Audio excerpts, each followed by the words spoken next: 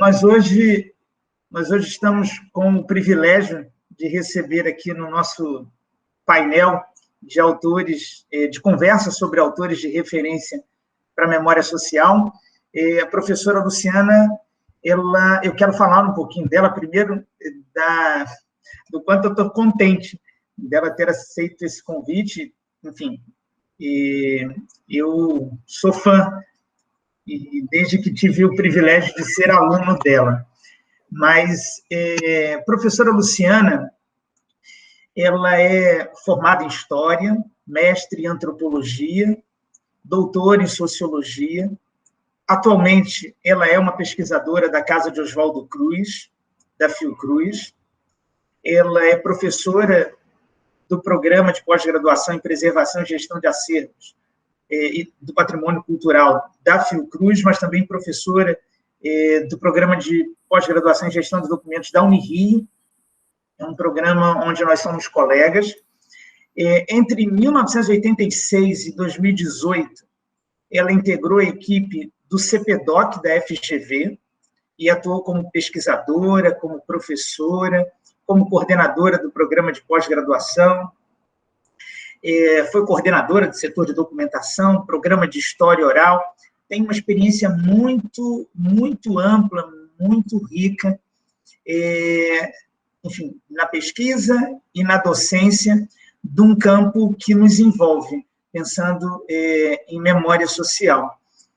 Já foi, ou né? Foi vice-presidente da Associação Brasileira de História Oral.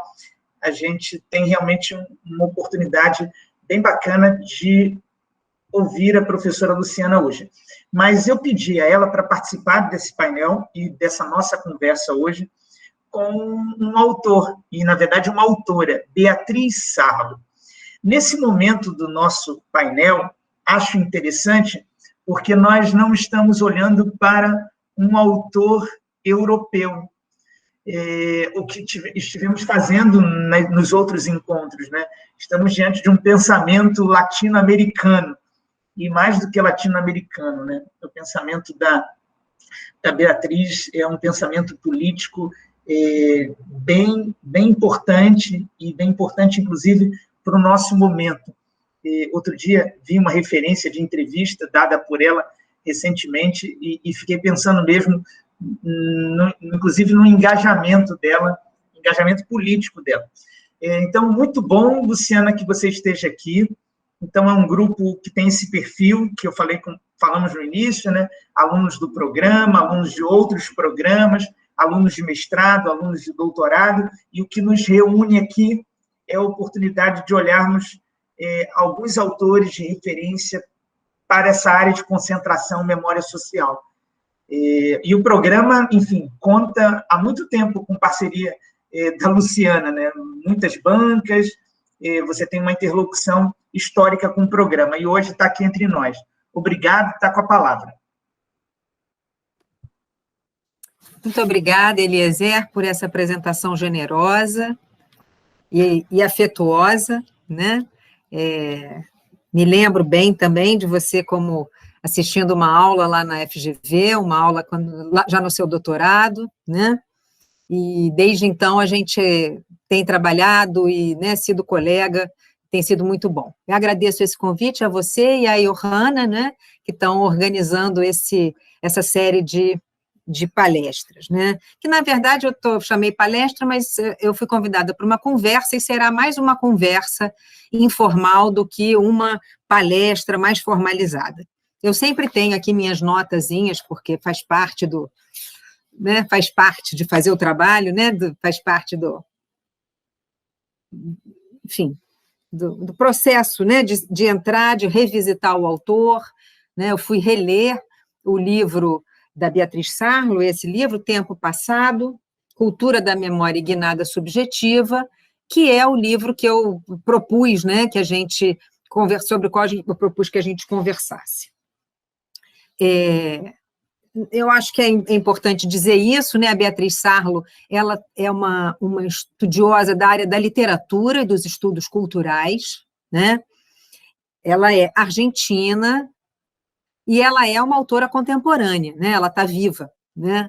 Ela tem 78 anos ou 79, então a gente está falando desse contexto, né, de uma pessoa que viveu na Argentina e lecionou em várias universidades também dos Estados Unidos, mas, enfim, esteve muito tempo, em várias ocasiões nos Estados Unidos, mas de uma professora, né, da Universidade Federal de Buenos Aires, dessa área, né, dos estudos, chamados estudos culturais, com uma interface muito grande com a literatura. Não à toa, ela vai se interessar nesse livro pelos relatos acerca do passado, ou seja, como o passado se expressa por meio de relatos. E não haveria outra maneira de fazê-lo se expressar, né? Isso é algo que ela propõe.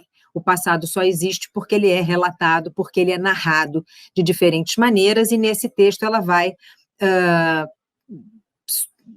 colocar o foco num determinado tipo de discurso, num determinado tipo de narrativa, sobre o qual a gente vai falar. Mas, então, se vocês seguiram o plano que o Eliezer me mostrou já no ano passado, né, dos autores, eu acho que é a primeira autora latino-americana. Os estudos de memória são muito ocupados por autores europeus, né, franceses, alemães, né, tem uma marca forte da França e da Alemanha nesses estudos, não por acaso, mas não vou me deter nisso. Mas pelo que eu vi naquela lista inicial, a Beatriz Sarlo é a primeira autora de um outro contexto, né? Embora ela tenha, de fato, como eu falei, convivido muito nos Estados Unidos, ela está falando a partir de um lugar de uma pesquisadora latino-americana. E contemporânea, vale dizer, uma pesquisadora que viveu a ditadura na Argentina e que se propõe a analisar os discursos de memória no pós-ditadura, né? O Tempo Passado é um livro que vai ter como foco, né, os discursos testemunhais, ou seja, os discursos em primeira pessoa sobre o passado, né? Ela fala, na página 19, para mim, ela explicita qual é o objetivo do livro. Eu vou ler aqui para vocês. Não sei se vocês conseguiram ler ou se puderam fazer enfim, uma anotação sobre o livro. Eu estou interessada em ouvi-los depois também e ver o que chamou a atenção. Acho que é um livro provocador, não é um livro... eu me lembro de ter discutido esse livro uma vez, o Eliezer comentou, eu trabalho ainda na área de história oral, ele é um livro que discute muito, né, essa metodologia da história oral, porque a história oral trabalha com discursos em primeira pessoa, né? Então, eu me lembro de discutir esse livro num seminário interno que a gente tinha no CPDOC, e esse é um livro polêmico que causou algum desconforto, né? Mas por isso acontece quando as obras são interessantes, né? E valem a pena. Então, eu acho que esse é um livro que se localiza nesse campo, né? No campo de uma crítica aos discursos em primeira pessoa. Tá? E eu acho que a Beatriz Sarlo justifica, ela embasa bem as razões dessa crítica. Vocês estão todos me ouvindo bem? Tá. Bom, então, na página 19, ela define para mim o que é o objetivo do livro, né? Ela fala assim: esse livro trata do passado e da memória das últimas décadas. Vale dizer, é um livro de 2005, que foi publicado no Brasil em 2007, ou seja, logo depois ele foi publicado pela Companhia das Letras e pela editora da UFMG. Rapidamente foi traduzido e publicado, né? Então, a gente está falando de uma obra já do século XXI, né? Que está falando dessas últimas décadas, dos anos 1990, né? 2000, enfim, são essas últimas décadas. Falando ainda sobre o livro, ele reage não aos usos jurídicos e morais dos testemunhos, mas a seus outros usos públicos. Analisa a transformação do testemunho em um ícone de verdade ou no recurso mais importante para a reconstituição do passado. discute a primeira pessoa como forma privilegiada diante de discursos dos quais ela está ausente ou deslocada. A confiança no imediatismo da voz e do corpo favorece o testemunho. O que me proponho é examinar as razões dessa confiança. Então, me parece que nesse parágrafo ela explicita completamente os seus objetivos, né? Que são, né, esses de analisar a transformação dos testemunhos em ícones de verdade. E, para isso, ela faz um percurso, né? E aí eu acho que ela trata de temas que vocês já vêm discutindo ao longo das aulas, né? E ela começa falando um pouco do lugar do passado e da memória no tempo contemporâneo, né? Nesse nosso, o Andreas Huyssen fala disso, né? Também, acho que vocês leram o Seduzidos pela Memória, ou não sei se foi o outro livro dele, O Passado e os Presentes, enfim.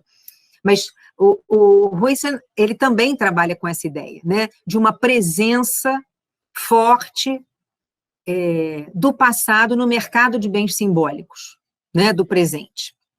Então, a Beatriz Sarlo, ela fala disso, né, algo que é hoje, né, que para nós é banal, que estamos estudando isso, né, o tempo da lembrança é o presente, né, a gente só se lembra no presente, e o presente, por isso mesmo, marca e informa a nossa lembrança, né, a gente não se lembra no vazio, a gente se lembra e expressa a lembrança hoje, né, no hoje e agora. E ela, então, vai discutir, nesse primeiro capítulo, que eu vou resumir muito rapidamente, né, eu acho que os 3 primeiros capítulos são o núcleo dessa discussão, tá? Depois ela trabalha com algumas obras que ela considera que não operam com a primeira pessoa, mas que dão conta de um passado traumático que a Argentina viveu, né? Mas aí eu não vou entrar nessas obras, porque eu acho que não é o caso aqui. Acho que do que se trata aqui é dessa crítica que ela faz, que é uma crítica que atinge muito, eu acho, as nossas referências de discursos sobre o passado, né? Até porque nós estamos imersos nessa cultura, né, da memória, nessa cultura de valorização das subjetividades, né? Eu diria que a gente já está até num estágio pouco, vamos dizer, mais à frente, né? Que a gente está discutindo o que é a ideia, né, da expressão mesma de verdade sob a forma de opinião, né? Mas isso eu vou botar aqui como uma notinha de pé de página, né? Não é para ir, não é disso que se trata na discussão da Beatriz Sarlo, né? Mas ela está discutindo como, no final do século XX, começo do século XXI, a gente tem, por um lado, a ideia, né, de um certo domínio do instante, do instantâneo, né? A gente está imerso nesse mundo, né? Do imediato, do aqui e agora, né? Do tempo efêmero, do tempo que passa muito rapidamente, enfim. E também ela diz, como o Andreas Huyssen, que vocês leram, e outros autores, ela fala também dessa mania preservacionista desse nosso tempo, né? São duas faces da mesma moeda, o instantâneo, né, e a sede, o desejo, o dever de preservação, né? Isso comporia um pouco o nosso tempo.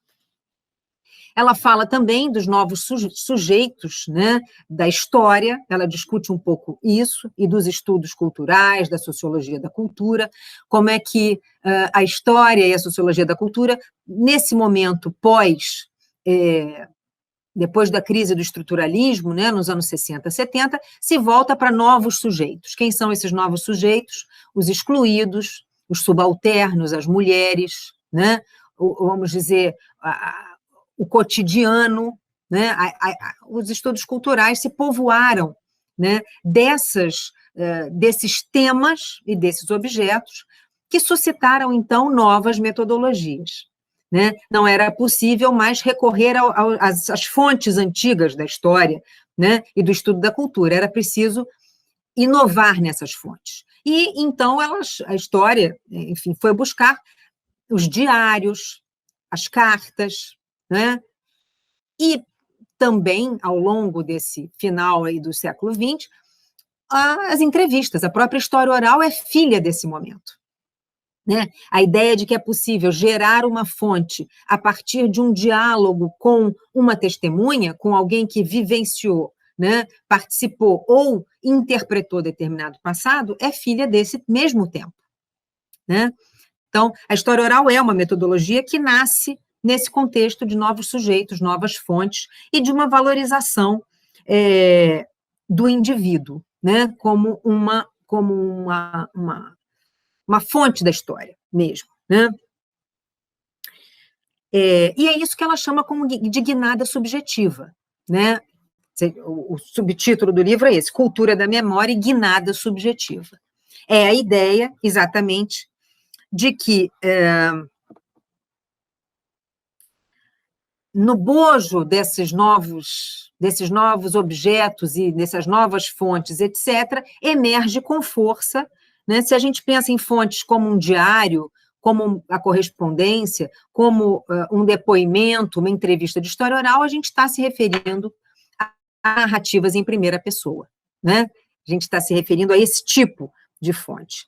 Então, ela discute isso, né? Como é que, tanto no mercado de bens simbólicos, né? Que é o mercado da cultura, o mercado do que ela chama de uma história de grande circulação, né? Como também no campo acadêmico, a gente tem uma revalorização do sujeito, né? Da primeira pessoa como um ponto de vista da experiência, um ponto de vista que vale a pena contabilizar né, a partir do qual a gente pode se referenciar para falar, né, do passado. Ela fala, então, ela usa uma expressão, né, da verdade da subjetividade, que é uma expressão importante para a gente entender a Beatriz Sarlo. Né? A verdade da subjetividade, ela está ligada à ideia de que, quando a gente opera com esse tipo de fonte, quando a gente opera com as narrativas em primeira pessoa, a subjetividade é um dado, ela está presente inexoravelmente. Né? A subjetividade não é uma manipulação, né? A subjetividade é algo que emana da visão de mundo de cada sujeito. Né? Então, ela diz, a verdade, a subjetividade, ela é alçada a um lugar de verdade. Se antes ela era vista como uma ideologia, como uma falsificação, nesse momento ela assume-se, né, que as fontes eivadas de subjetividade, elas são válidas. Né? Desde que, diz a Beatriz Sarlo, não com essas palavras, desde que essa fonte também possa ser inquirida, desde que ela também possa ser criticada. Né? Só que não é tão fácil, né, criticar os testemunhos, e é sobre isso que ela nos fala. Né? Enfim, então, e nesse primeiro capítulo, ela um pouco localiza esse nosso tempo presente, né? Tanto no campo da história, como no campo do que ela chama da história acadêmica, como no campo do que ela chama de uma história de grande circulação, ou história não acadêmica, né? Que é exatamente esse campo dos romances históricos, esse campo, enfim, né, do que a gente poderia também, não sem tensão, né, chamar de história pública. A gente pode discutir isso, ela não usa essa categoria, mas eu acho que essa categoria, inclusive, ela vai se consolidando um pouco mais para frente, né? Mas a gente pode discutir história pública, pensar, né, o que tensiona, né, essa discussão no campo da história pública. Mas o que ela diz é o seguinte, que essa história não acadêmica, que assume, né, as sínteses produzidas pelo indivíduo, que assume essa versão, vamos dizer, mais que caracteriza o testemunho, né? Ela vai caracterizar o testemunho lá no terceiro capítulo, mas ela diz o seguinte, aqui, que a história de grande circulação, ao contrário da boa história acadêmica, porque não é porque é acadêmica que é boa, né? Ao contrário da boa história acadêmica, essa história de grande circulação ela não oferece um sistema de hipóteses, mas ela oferece certezas, né? Até para, né, para que ela possa circular, para que ela tenha, né, uma adesão, uma ressonância maior, ela é uma história que é calcada não em hipóteses, mas em verdades, né, na verdade do passado, enfim. Então, ela faz vamos dizer, essa contextualização para mostrar como, nessas últimas décadas, as narrativas em primeira pessoa assumem, tanto do ponto de vista de uma história não acadêmica como de uma história acadêmica, assumem um lugar de destaque. E ela já introduz aqui a questão da Argentina no período do pós-ditadura, né? Que esse é o pano de fundo do livro, tá? Esse é o pano de fundo do livro. E ela, então, discute uma categoria, essa, né, é uma das minhas aproximações com essa autora, né, não só a história oral, como uma metodologia, mas a categoria, o conceito de dever de memória, que ela usa também aqui, né?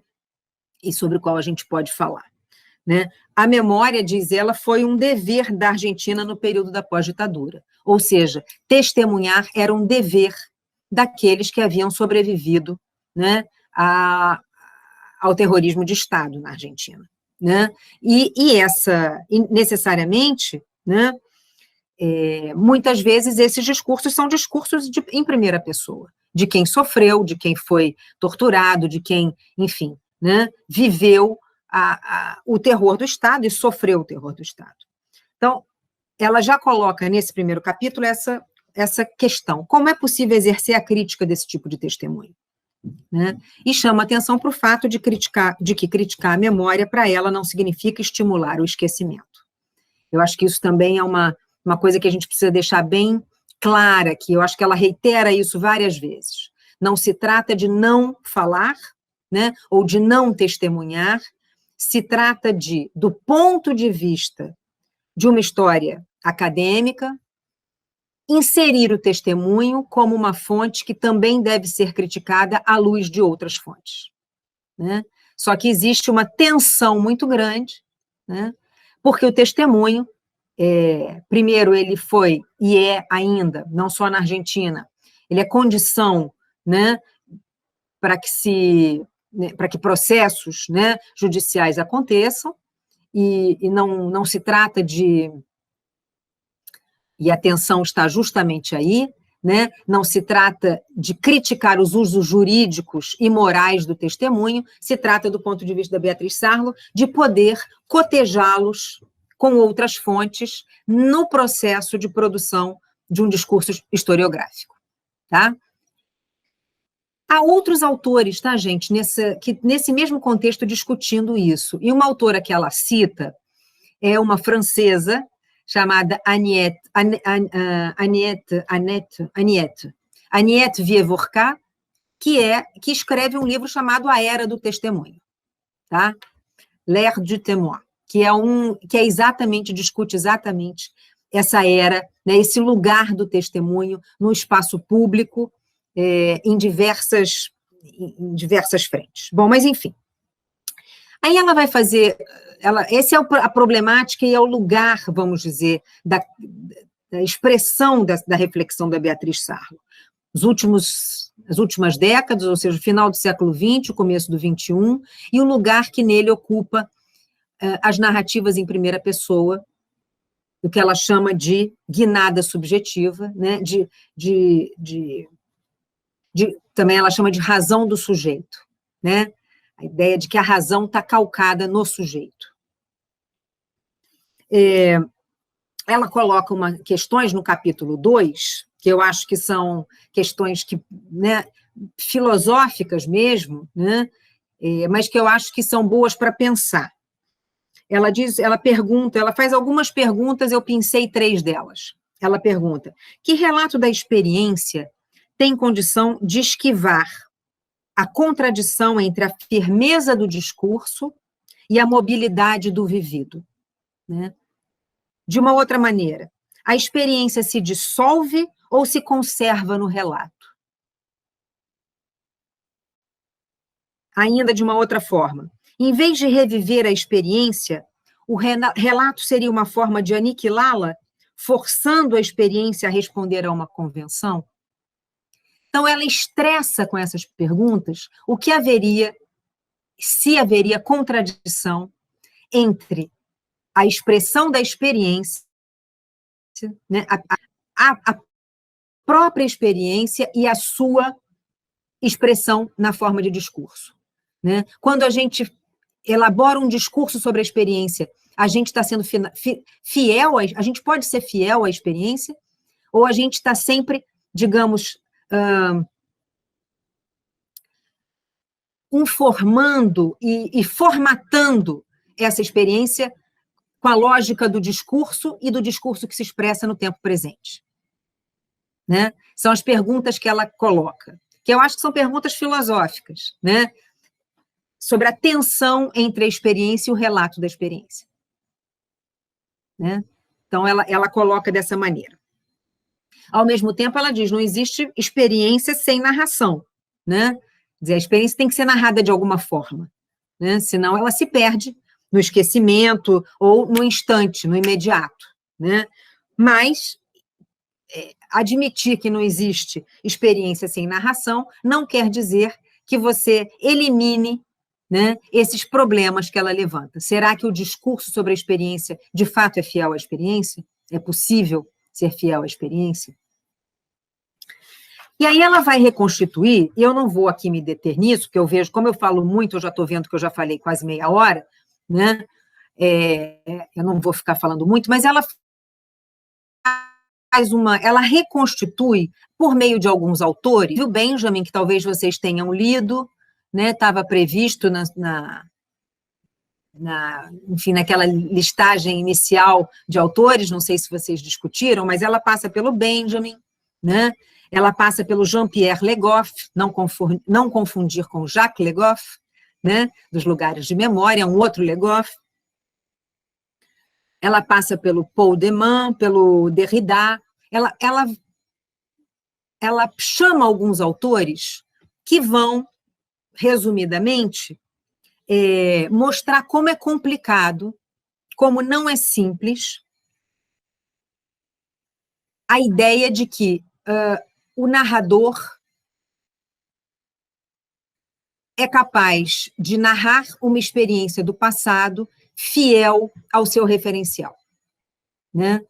Como não existiria, no caso do Paul de Man, que é um autor que ela usa bastante, ele diz, não há sujeito exterior ao texto. Tá? Portanto, não há uma relação verificável entre o eu do texto e o eu da experiência. Né? Isso tem... Gente, isso aí tem 1000 desdobramentos, né? Vários autores falam sobre isso. Não sei se vocês já leram um texto que é muito famoso do Bourdieu, que fala da ilusão biográfica. Vocês já leram esse texto, A Ilusão Biográfica? Se vocês não leram, eu sugiro, acho que é um texto também muito instigante, né? Que desconstrói a ideia de uma biografia, né? De uma autobiografia como algo coerente, como algo dotado de sentido. Né? O Bourdieu, ele vai dizer, é a própria narração da vida que produz o sentido. Não existe um sentido anterior à narração. Né? Então, enfim, eu não vou me deter nisso, a gente pode voltar na hora do debate, se vocês acharem isso interessante. Né? Mas eu só estou dizendo que existem vários autores que problematizam a ideia de que exista um eu coeso fora do texto, fora da narração. Tá? Então, ela lança a mão desses autores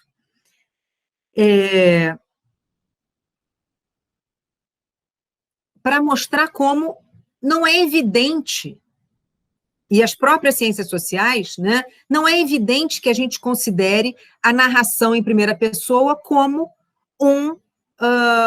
um ícone de verdade. Com isso, a gente não está dizendo que o narrador mente. É muito diferente. Né? A gente só está dizendo que se a gente hoje questiona a verdade, e isso é uma outra discussão larga no campo das ciências sociais, não existe a verdade, né, mas existem verdades, como é que a gente pode considerar, né, que a verdade da narração em primeira pessoa, ela é, vamos dizer, imune, né, ou ela está blindada a críticas que possam contradizê-la, né, que possam questioná-la, não nas suas intenções, né, mas na própria possibilidade de estabelecer um discurso que é equivalente ao referencial vivido, né? Então, os problemas que a Beatriz Sarno levanta são da ordem, do lugar que as narrativas em primeira pessoa ocupam, né? Passaram a ocupar nas últimas décadas. 2, sobre o fato de que as narrativas em primeira pessoa, como elas emergem e tiveram um papel muito fundamental na denúncia de crimes de Estado, né? E a referência máxima é o Holocausto, né? Mas também as ditaduras latino-americanas, né, puderam ser estudadas, em alguns casos julgadas, né, não no Brasil, mas na Argentina, no Chile, puderam ser julgadas a partir de testemunhos em primeira pessoa. Então, não se trata de deslegitimar esses testemunhos, isso ela fala muitas vezes. Se trata de refletir sobre se esses testemunhos que circulam na cena pública eles teriam um estatuto, vamos dizer, superior a outras narrativas sobre o passado, quando se trata de reconstituir a história, né, do que ela chama de uma história acadêmica. Tá? Então,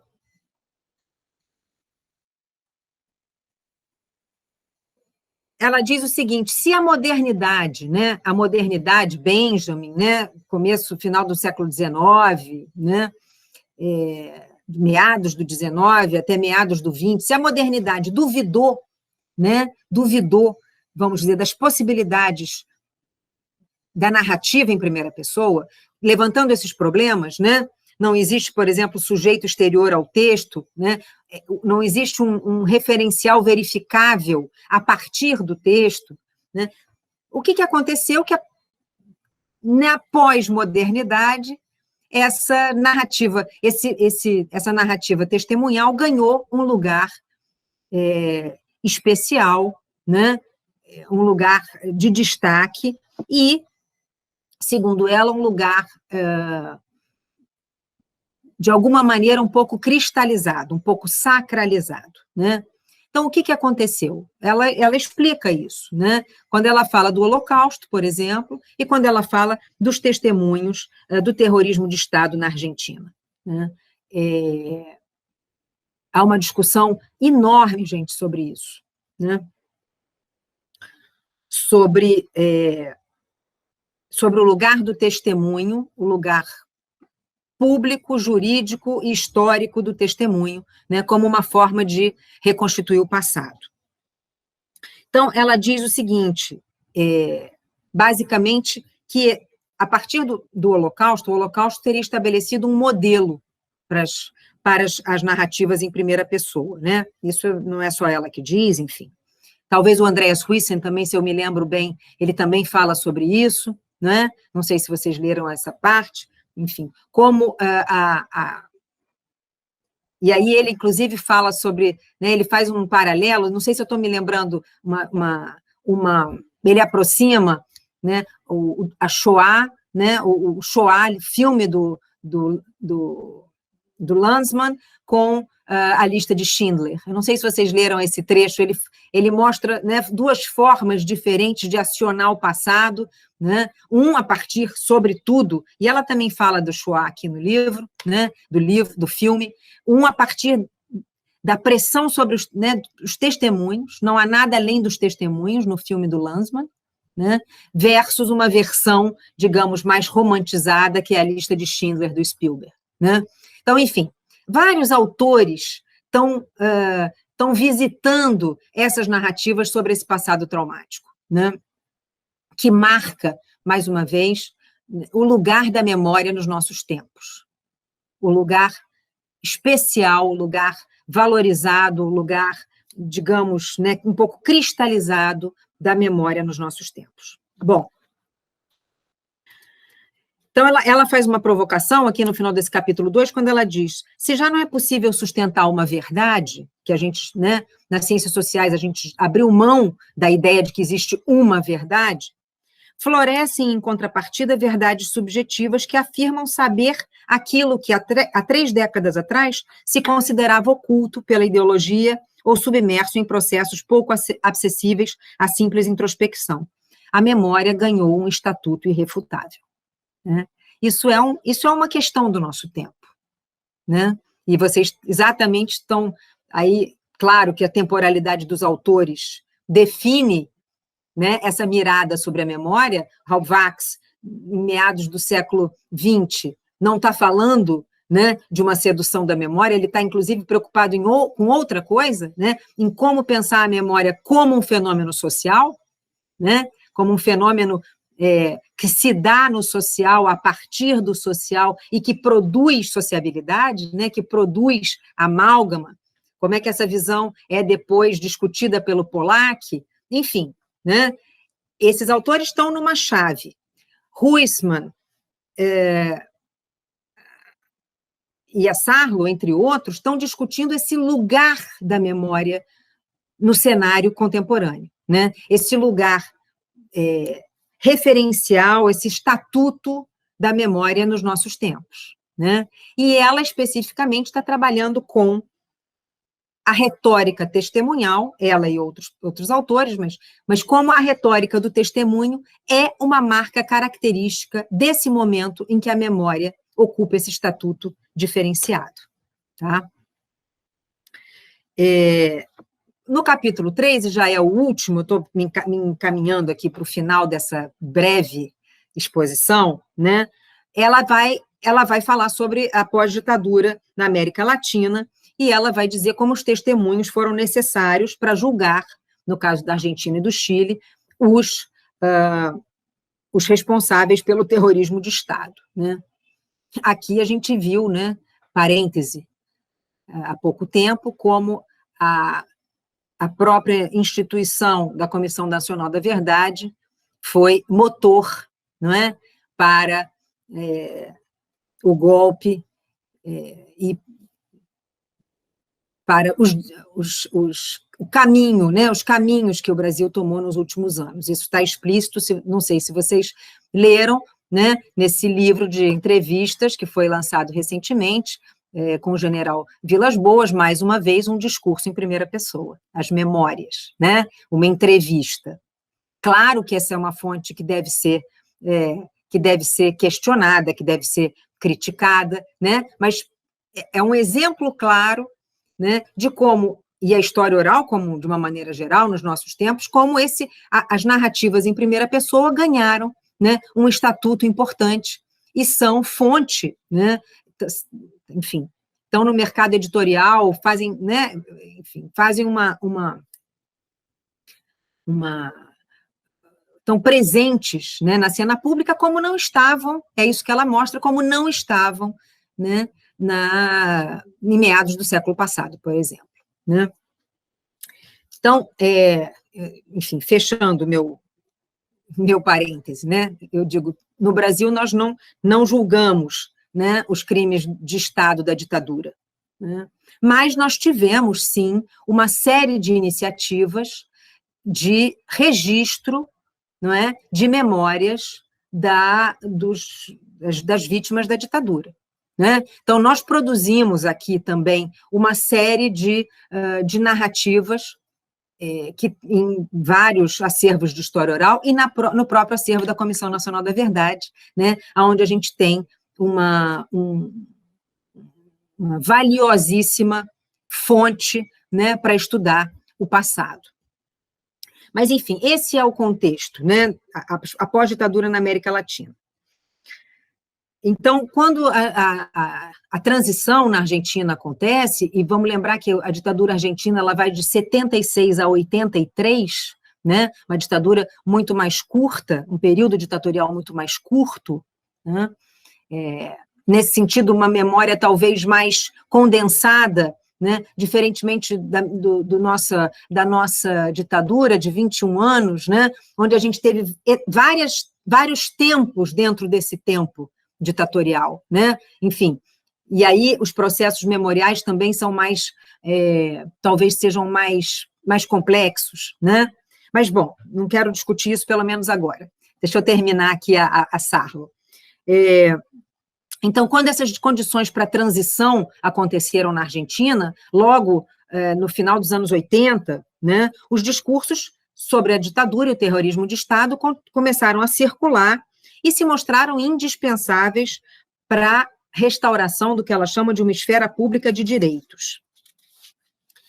Mas ela não está negando isso, né?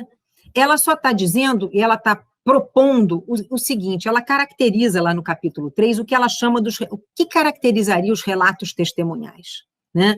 Ela diz, a ideia, o Paul Deman, o próprio, num certo sentido, o próprio Bourdieu, né? A ideia de que existe uma verdade interna ao discurso, ou seja, um discurso testemunhal, ele constrói, ele não tem espaço, né? Ele não tem lugar para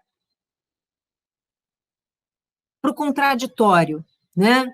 Ou para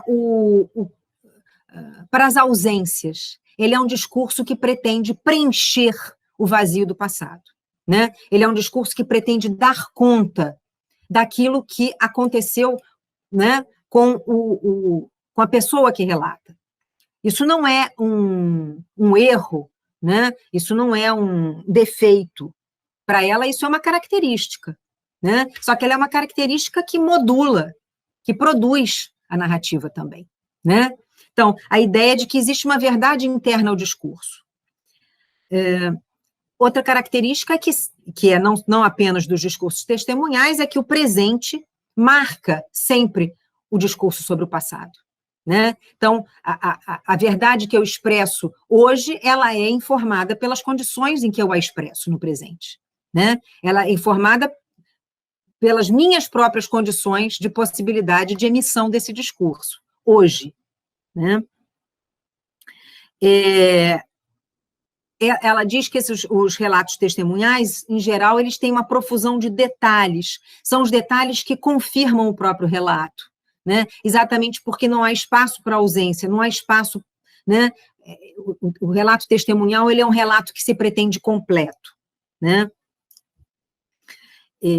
Ela diz que é uma forma narrativa que evita a dispersão de sentido, ou seja, que busca produzir um sentido unívoco, um sentido, né? Um sentido denso, consolidado, né? Não haveria, por isso, essa dispersão de sentidos. Então, ela vai caracterizar essas narrativas, esses relatos, como num modo que ela chama de realista romântico, né? É realista porque ele é feito em primeira pessoa, né? Mas ele também tem uma dimensão romântica, essa dimensão, né, eivada de subjetividade, eivada de certeza, né, de certezas. Então, ela caracteriza esses relatos. E ela diz que se eles são fundamentais para compreender o passado, eles não são suficientes para explicar o passado. Tá? Eles são fundamentais para conhecer o passado, mas eles não são suficientes para explicá-lo, tá? E explicar o passado, gente, para Beatriz Sarlo, é abrir mão de uma interpretação unívoca, de uma interpretação única. Para ela, explicar o passado é abrir um leque de hipóteses. Tá certo?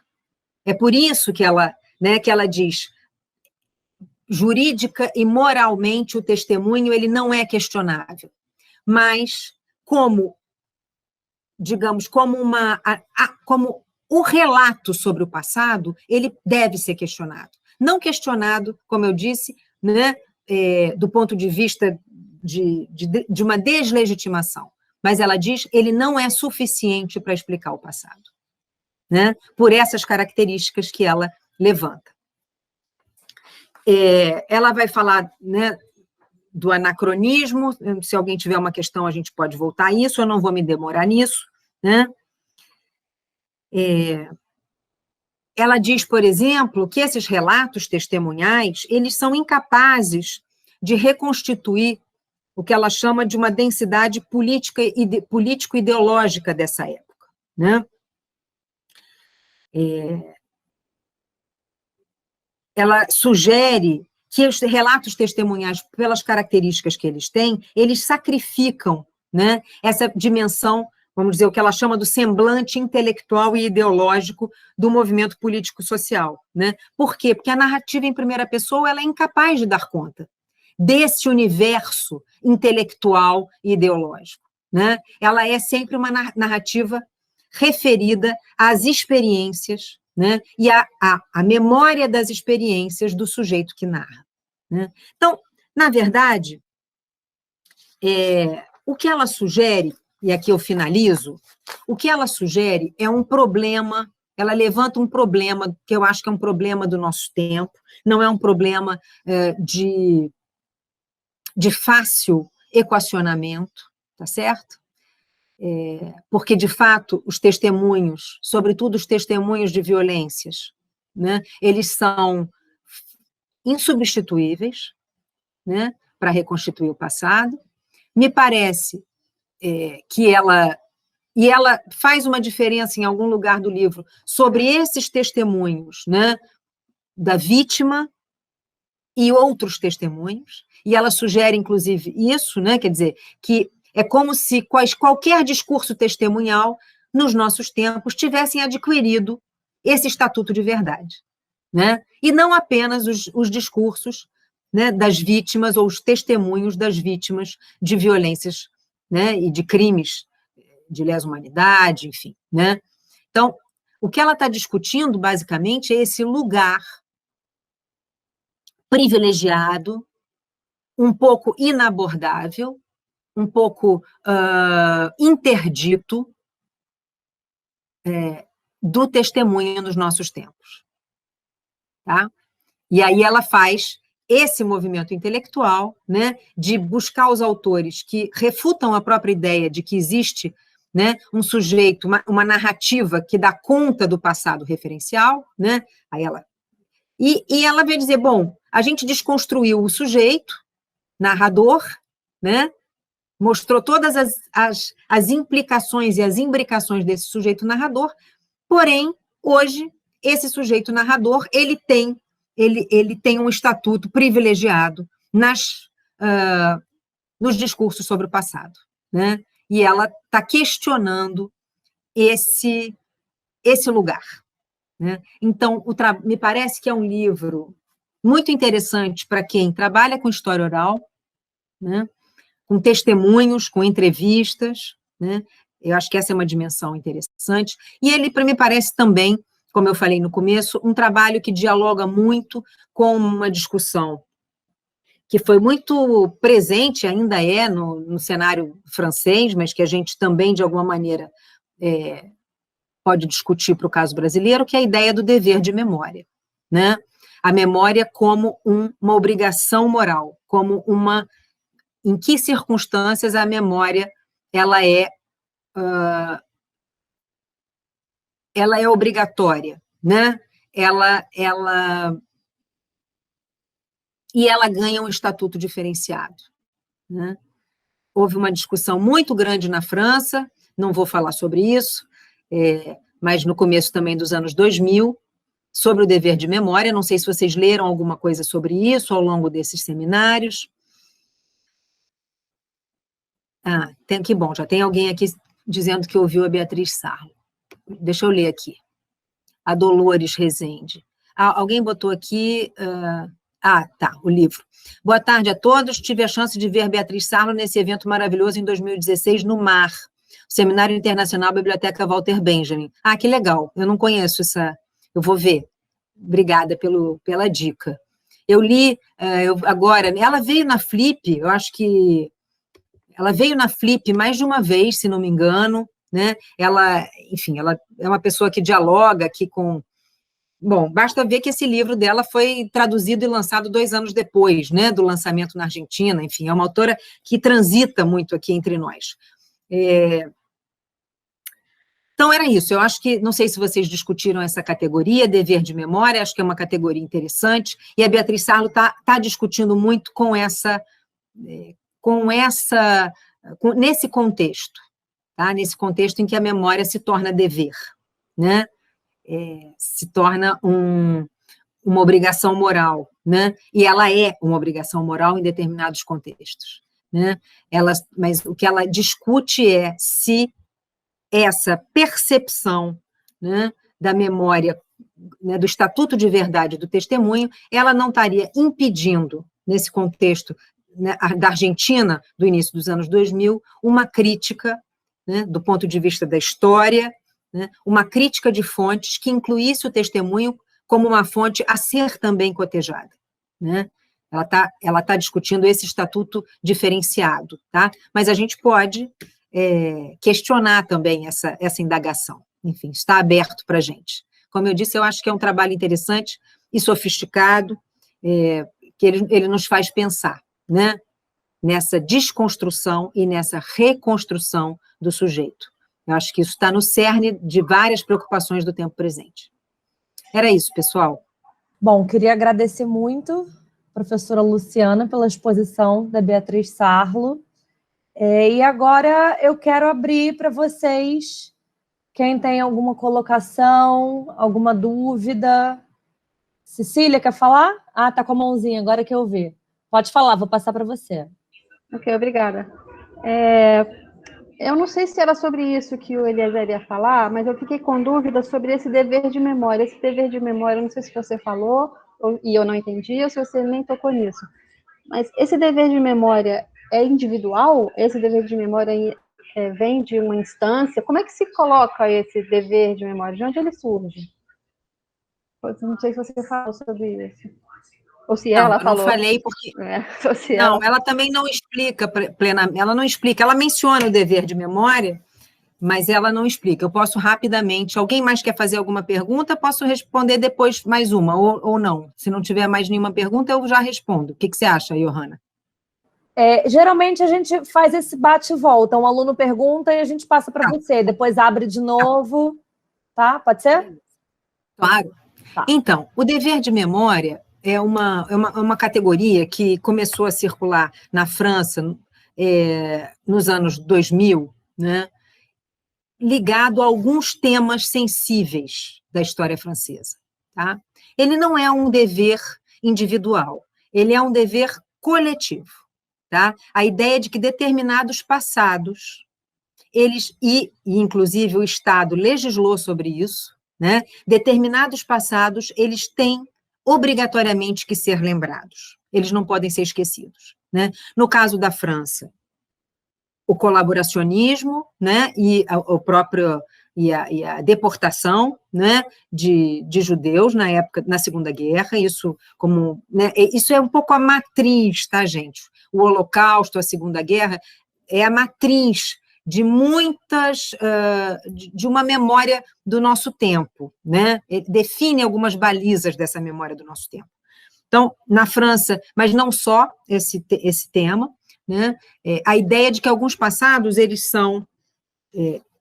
devem, existe uma obrigação individual e coletiva e do próprio Estado com relação a esses passados. Ou seja, o Estado tem obrigação de relembrar esses passados, de estabelecer programas, né, isso está ligado à própria educação, né, ao ensino, né, determinados passados têm que ser objeto de políticas públicas, políticas de memória, políticas de ensino, né?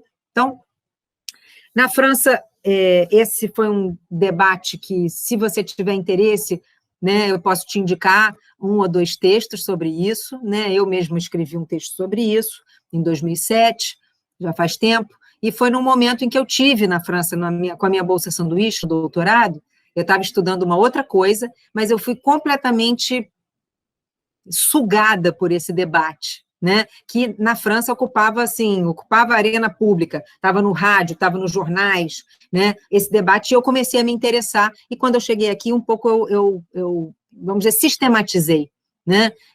Essa discussão.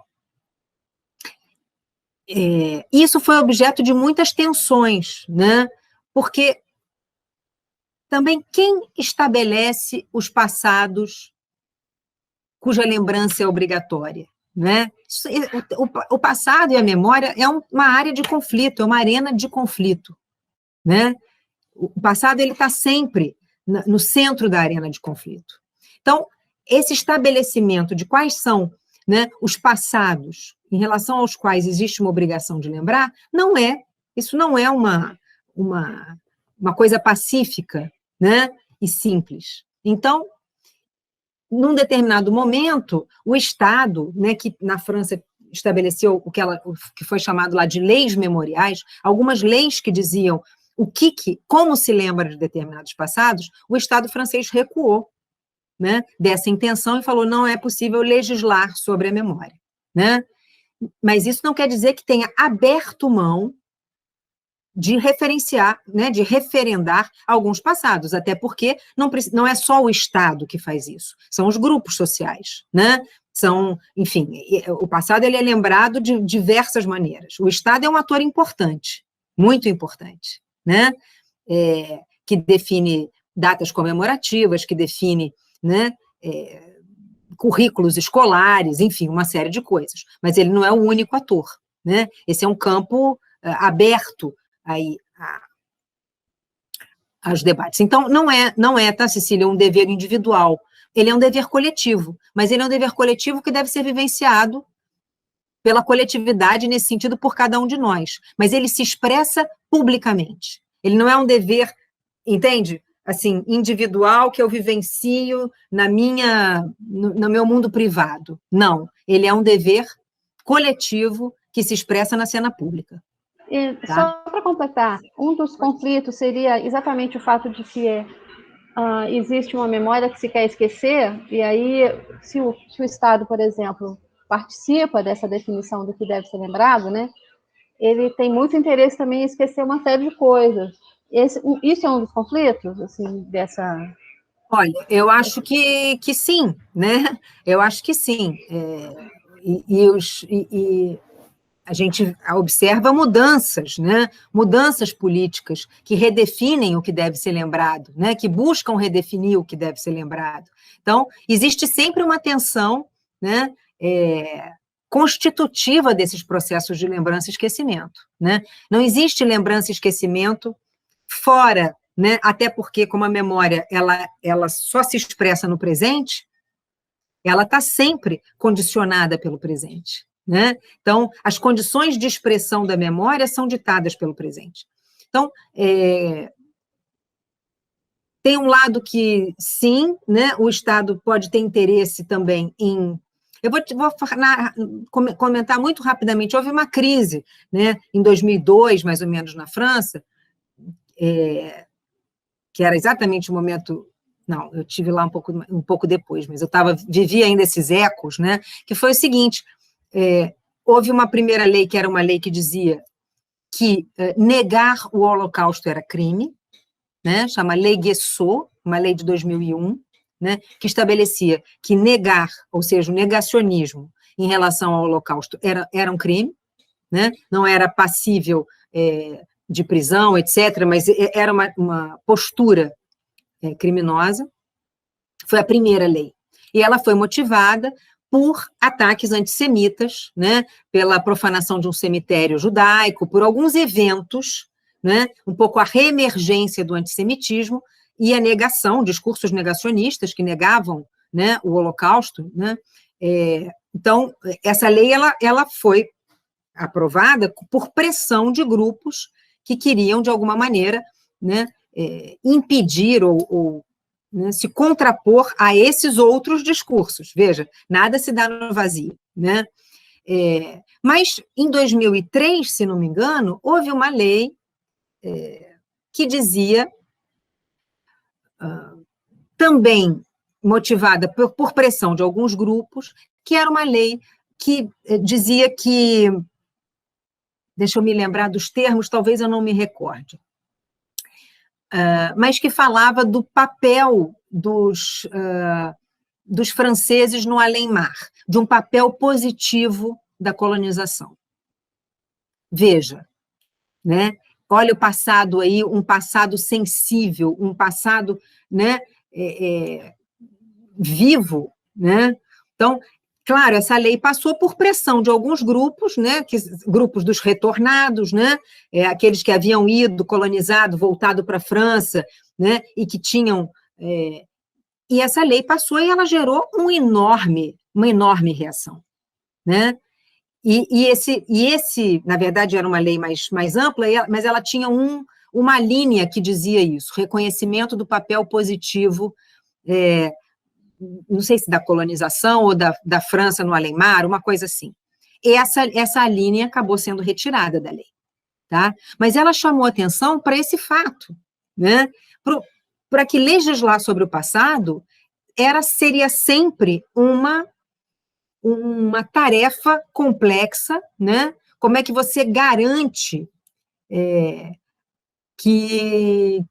como é que você garante o uníssono, né? Vamos dizer, uma concordância em relação a temas que são extremamente sensíveis, né? E que detonam, né? Revivescências, detonam uma série de testemunhos, né? Enfim, então, a ideia do dever de memória, eu acho que ela é potente no sentido mínimo dela, quando a gente diz alguns passados não podem ser esquecidos. Existe uma obrigação moral, né? De lembrar alguns passados, que são os passados traumáticos, né? E é a ideia do lembrar para que não se repita, né? Para que nunca mais aconteça. Mas legislar sobre o passado, definir em lei o que pode ou não, o que deve ser lembrado, de que forma, eu acho que é muito complexo, se mostrou muito complexo naquele contexto. Então, eu acho que a discussão no caso francês é interessante porque ela é boa para pensar, né? Isso já tem, sei lá, quase 20 anos, gente, o tempo passa muito rápido, né? Tem quase 20 anos, mas ela é boa para pensar, né? Sobre essas tensões constitutivas, né, dos processos de lembrança e esquecimento. Tá?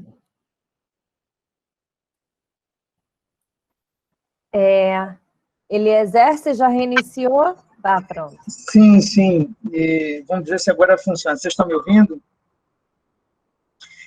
Então, vou deixar até sem câmera para não exigir muito dessa minha internet aqui doméstica. Luciana, eu estava dizendo que é bom ouvir você com os alertas da Beatriz para as nossas próprias pesquisas. Nós estamos sempre, enfim, na maioria aí, tratando desse fenômeno de lembrança, de grupos, e o quanto a gente lida sempre com esse ingresso no uso da linguagem. E aí, essa relação entre experiência e discurso sobre a experiência. Então, foi muito interessante te ouvir você expondo os pensamentos e até alguns alertas da Beatriz Sarlo. E sobre o que você vinha falando de dever de memória, me recordo de você falando também do quanto entre nós, no contexto brasileiro, a gente usa muito a categoria do direito à memória, e a Comissão Nacional da Verdade, de alguma maneira, precisou de operar com alguns desses elementos levantados pela Beatriz, porque as oitivas eram tanto com vítimas, mas também oitivas com quem perpetrou tortura. E precisava de lidar com essas duas coisas. E é interessante o que você disse, né? Que a Beatriz, de alguma maneira, fala de algo específico do Estatuto do Testemunho na contemporaneidade.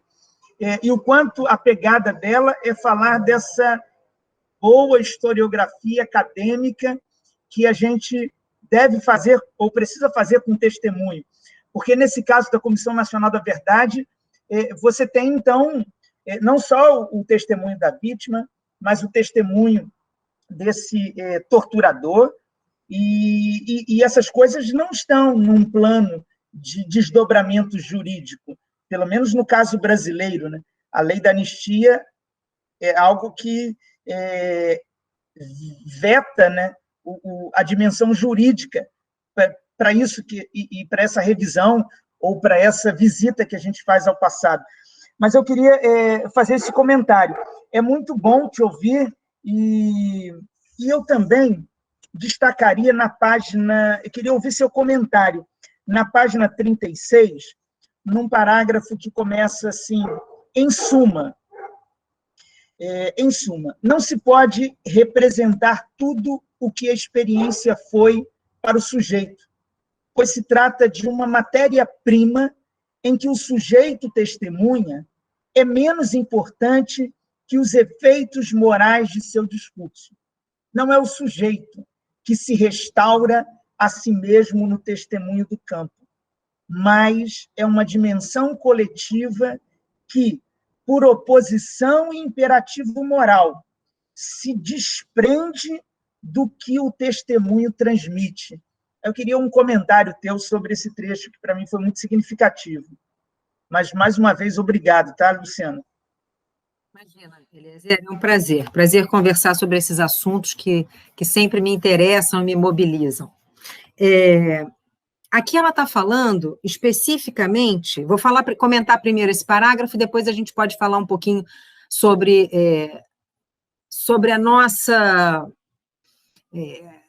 sobre o nosso contexto brasileiro, né? E eu acho que é muito importante que a gente pense sobre os efeitos, né, desse passado e sobre as condições de possibilidade de revisitá-lo, né, nos últimos tempos. Aqui ela está falando do Primo Levi, né? Ela está falando desse testemunho, né? Quando ela está falando de como o testemunho do Primo Levi, eu não sei se vocês já leram o Primo Levi, se não leram, vale a pena ler, né?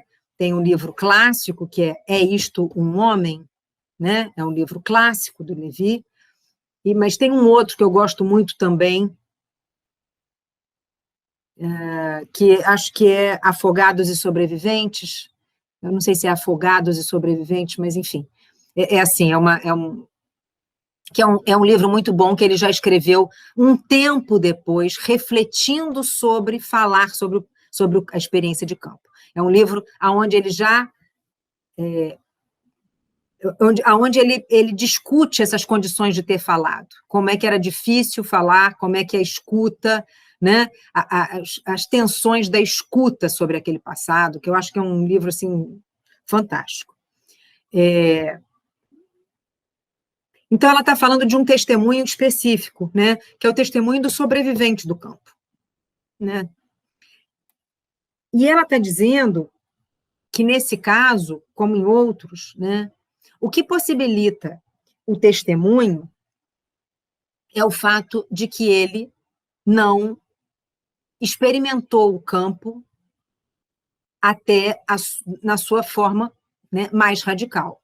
Até porque, senão a comunicabilidade teria sido impossível, né? Ela diz, né, são apenas os mortos experimentaram o campo, né, na sua...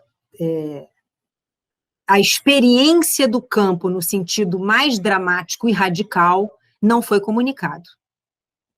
Não foi comunicada, tá? Então, o Primo Levi tem plena consciência disso, né? Ele tem essa consciência, inclusive ele tem uma tensão ali, né? Por ele ter ido trabalhar numa fábrica, né? No campo, enfim. Ou seja, ele é um sobrevivente, e, bom, não à toa, acaba se suicidando, né? Mas é um passado que ele carrega, que ele tem a obrigação, né? Essa frase que ela destaca, né? Que está no Que é Isso um Homem, quis dar ao leitor a matéria-prima da indignação, né? A ideia de que aquele era o testemunho, né? Era um testemunho que visava produzir, né? Conferir uma matéria-prima para a indignação. Então, nesse caso, ela diz aqui é menos importante o sujeito testemunho, ou seja, né, a pessoa do Primo Levi, a narrativa dele é uma narrativa em primeira pessoa, mas que não está referenciada especificamente à sua subjetividade, embora ela esteja presente no relato, né? Ela é mais, né, ela diz aqui, não é o sujeito que se restaura a si mesmo no testemunho do campo, é uma dimensão coletiva, né, que por imperativo moral, e a ideia da obrigação, do dever, né, se desprende do que o testemunho transmite, ou seja, é algo que transcende, né, o que é transmitido na primeira pessoa para abarcar uma experiência limite, né? Então, menos importante do que o sujeito testemunha, né, mais importante do que o sujeito testemunha é a matéria-prima que e também para a construção histórica, por que não? Né?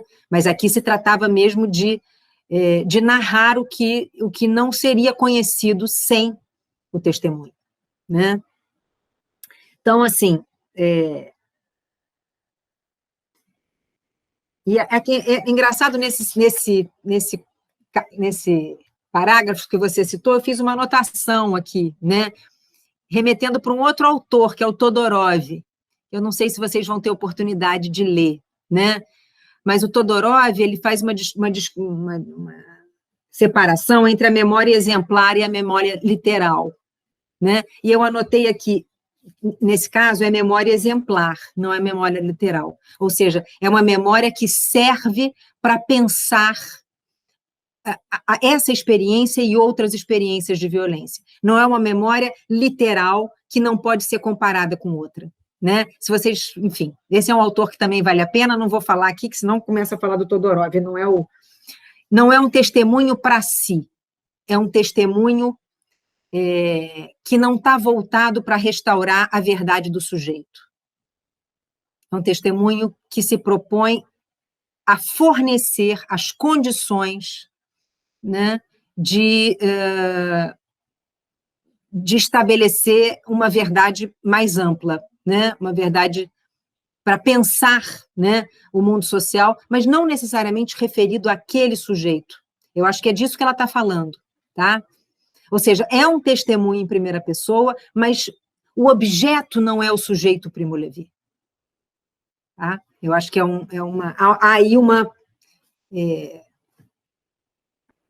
aí um deslocamento, tá? Interessante para a gente pensar. Eu acho que esse livro vale muito a pena. É isso, Um Homem. É um livro pequeno, é o primeiro livro que ele escreve quando ele, enfim, acaba sendo, né, sendo libertado do campo. E é muito forte, assim, como uma... É muito forte, é muito conciso, é muito contido, sabe? Eu acho que é uma leitura daquelas, sabe, das obras que a gente não deve deixar de ler. Eu acho que é uma. E sobre a Comissão Nacional da Verdade, eu acho, Eliezer, eu ando muito chocada, tá? Eu vou fazer aqui um parêntese, eu ando muito chocada com o que a gente tem visto, né? Com essas revelações, né, oriundas dessa entrevista publicada do general Vilas Boas, né, aquele tweet, né, que foi... E as declarações dele na entrevista, né, que foi que as Forças Armadas foram apunhaladas pelas costas com a instauração da Comissão Nacional da Verdade. Ele disse isso, né? E isso produziu efeitos, né? Que foram os efeitos que nós vimos e que nós experimentamos.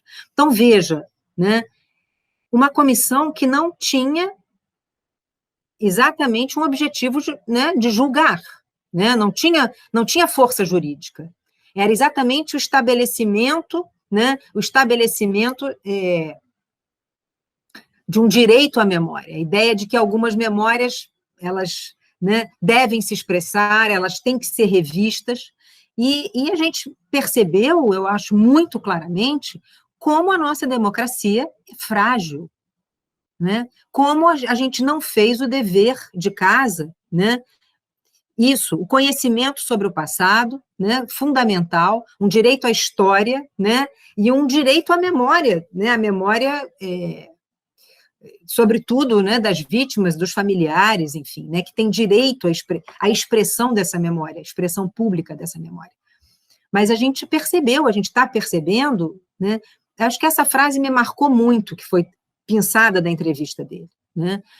Ou seja, as Forças Armadas consideraram, não sei se as Forças Armadas, mas foi, né, nas palavras dele, a instauração da comissão, que foi, né, enfim, definida no governo Lula, mas depois instaurada efetivamente, né, numa lei de 2011, já no governo Dilma Rousseff, como um apunhalamento pelas costas. Ou seja, não existe uma memória, né, uma cultura da violência, uma cultura que justifica tudo aquilo que aconteceu nos anos 64, 85, ela está viva e forte, né? A ideia de que a tortura foi necessária, de que a tortura, né, de que aquilo era uma guerra contra o comunismo, essa cultura política, essa cultura, ela continua viva e forte. Isso é muito assustador, né? Eu acho isso assim, algo para a gente pensar muito, né? Como é que a gente não conseguiu, é claro, é natural que haja os conflitos sobre o passado, né? Eu acho que não é natural que a gente hoje não tenha estabelecido o mínimo, que é a ideia do respeito aos direitos humanos, por exemplo, né? A ideia de que a tortura, o genocídio e a escravização são crimes contra a humanidade, né? Porque se a gente assume isso, que é o básico, né? É o básico dos direitos humanos, são crimes contra a humanidade. A escravização, a tortura, né, e o genocídio, a gente tem que fazer um meia-culpa sobre determinados períodos. E as Forças Armadas não fizeram, né? Não fizeram. Claro que isso é complexo, né? Se viram, enfim, o período de redemocratização como um período de desprestígio, como um período, enfim. Mas eu acho muito grave, sabe? Eu acho muito grave que a gente tenha uma ingerência, né, dessa monta na política, né, no processo político brasileiro, motivado, entre uma das... Né, claro que há outros interesses econômicos, enfim, claro, mas motivado por por uma percepção de que a instauração da Comissão Nacional da Verdade foi uma traição, ou foi né, eu acho isso, assim, muito representativo do lugar ainda distante, né, de um ideal democrático em que a gente se encontra, né? Então, eu acho super legal, né, acho super importante que a gente continue estudando isso, embora eu tenha visto alguns colegas muito desanimados, né, e alguns até temerosos de estudar esse período, né, temerosos com relação né, a não obter financiamento, e são temores justificados, né, justificados, não conseguirem financiamento, serem, de alguma maneira, assediados no ambiente acadêmico, bom, enfim, né? Então, eu acho que é muito importante, é valioso que o acervo da Comissão da Verdade, né, da Comissão Nacional da Verdade, é um acervo valioso, que provavelmente ainda vai ter que esperar um tempo para poder ser explorado em toda a sua potencialidade, né? Agora, eu acho que tem uma discussão da Beatriz Sarlo, eu me lembro nessa primeira vez que eu li a Beatriz Sarlo, que a gente discutiu lá no CPDOC, há muitos anos atrás, como é que alguns colegas falavam, mas a história oral... A gente sabe, quem faz história oral, sabe que a entrevista, né, o depoimento do nosso entrevistado tem que ser questionado e cotejado em relação a outras fontes. Isso também é verdade, né? Isso também é verdade. No entanto, é mais fácil a gente, né, a gente falar sobre isso do que a gente produzir isso, né? Do que a gente produzir análises que cotejem, que aproximem, que, né, complexifiquem a narrativa do entrevistado. Embora seja isso que é a riqueza da história oral, né? Não é a gente simplesmente decalcar o que disse o nosso entrevistado, mas é a gente poder exatamente refletir sobre o trabalho de memória que ele está fazendo, né? Quando ele dá a entrevista. Então, que é exatamente como é que o presente orienta aquelas memórias e como é que, né, à luz de documentos produzidos na época, né, do passado narrado, aquilo poderia ser questionado, né? Enfim, eu acho que essas são questões interessantes para a gente pensar, já que muitos dos nossos alunos utilizam a metodologia de história oral, enfim, né, fazem entrevistas para os seus projetos, e talvez seja uma das coisas mais difíceis que eu tenho visto, que eu vejo, né, em dissertações, em teses, né, é um bom uso das entrevistas, né? As entrevistas são muitas vezes usadas como uma fonte que fala por si, né? Eu acho que isso é uma fragilidade do uso da história oral, né? E acho que tem a ver com esse contexto que a Beatriz Sarlo descreve, né? Um pouco desse lugar cristalizado do testemunho, né? Esse lugar cristalizado, né, da narrativa em primeira pessoa, enfim, tem coisas que influenciam aí esses usos.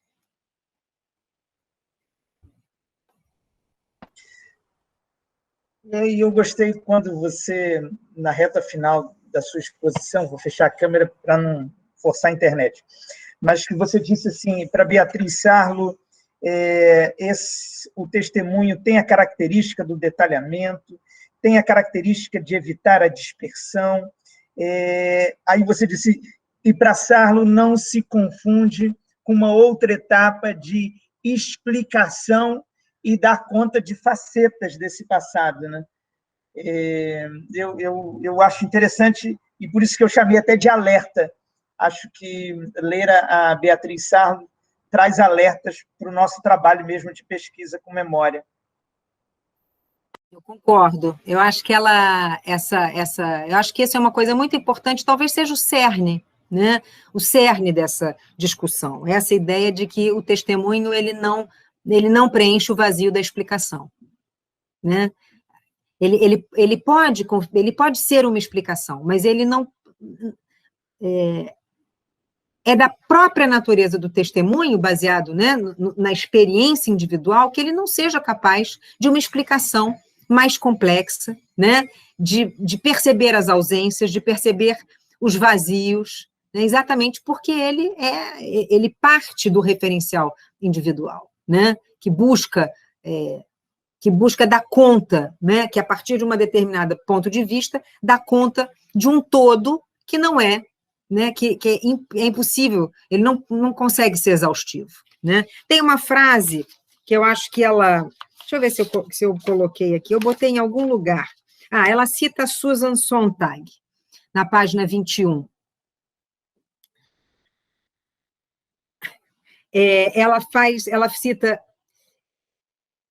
que é uma frase que dialoga com isso, tá, Eliezer? Com essa calção, né?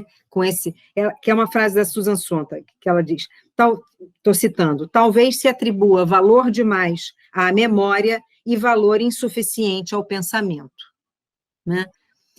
Dialoga com essa ideia, né? Quando a gente atribui valor demais à memória, a gente abre mão da reflexão, né? Ou da explicação, né? De uma explicação que é sempre complexa, que nunca é e não pode ser, né, total, né? Então, eu acho que ela está falando, ela se baseia, ela fala, essa frase da Susan Sontag na página 21, né? É uma valorização extrema da memória e talvez uma valorização insuficiente do pensamento, né? E aí, pensamento é reflexão, é compreensão, né? Eu vi aqui, Cecília, você recebeu o livro, né? Recebi pelo WhatsApp, foi assim, imediato, assim que saiu quase. Eu não vi o livro ainda, mas já li várias matérias sobre ele, enfim, claro que são né? Os trechos são destacados, enfim. Eu dei uma olhada no sumário e, assim, o início não, que a vida dele é ao longo e tal, mas quando chega mais perto da gente, dá um nervoso, assim. Eu não li ainda, não. Eu acho que mas acho que é importante, né? É importante a gente ler, porque, enfim, nos ajuda a entender algumas coisas, né? Que às vezes a gente fala, mas por que isso? O que está acontecendo? É uma dobra da memória, né? Uma dobra do passado aí que se expressa no presente. Acho importante. Mas é verdade, é bom a gente tá num bom dia para ler. Bom, eu não sei se outros colegas querem participar, mas eu quero agradecer muito a presença da professora Luciana, e com certeza contribuiu muito para nós, vai ser um marco aqui para a gente, para as pesquisas de vocês, incontornável aqui para nós. Johanna, você quer falar alguma coisa? Queria agradecer também a professora Luciana, eu achei que foi ótimo. E queria só perguntar se tem mais algum aluno que quer fazer alguma colocação. Acho que dá tempo mais para uma pergunta? Dá? Gente, alguém quer falar alguma coisa, perguntar alguma coisa? Vocês estão tímidos? Não, mas eu entendo, foi muita informação. Eu também, quando eu tenho muita coisa assim para pensar, eu não consigo elaborar no mesmo momento uma questão, eu demoro um tempo. Essa é o último encontro do seminário? Na verdade, a gente tem uma aula de reposição na quinta-feira. Uma professora que não pôde dar, que vai dar. Mas, teoricamente, essa é a última aula do... Isso também, né? Já estão cansados da... Estão tímidos. Bom, então é isso. Queria agradecer de novo, professora Luciana. Gostei muito da aula. Gostei muito também das colocações depois. Eliezer, mais alguma coisa? Não, agradecer só. Luciana, muito obrigado. A gente tem esse registro também, para quem não veio hoje, a gente poder disponibilizar. Super agradecido. E quando você falava do problema aí, e que vem à tona essa entrevista, essa frase, né? O exército se sentiu apunhalado. E eu também fiquei lembrando muito, não desse momento específico do Twitter, né? Eu lembrei muito do momento em que a Comissão Nacional da Verdade estava a todo vapor e existia muita tensão dentro do governo da Dilma. E para mim foi, em grande medida, o que decretou, inclusive, assim, a impossibilidade do Nelson Jobim continuar no governo, porque me parecia que ele era porta-voz desse sentimento de que a Comissão Nacional da Verdade não podia funcionar. E aí, por exemplo, agora, combina muito o que eu tinha como percepção naquele momento, e agora ele dizer, né? A instituição se sentiu apunhalada. Nossa, eu estou interessado em ler esse livro e entender melhor isso. Mas muito obrigado, Luciana. Super grato. Imagina, foi um prazer. Desejo muito sucesso para todas as pesquisas, tá bom? E, enfim, Eliezer tem meu e-mail. Se eu puder ajudar em alguma coisa, não hesitem.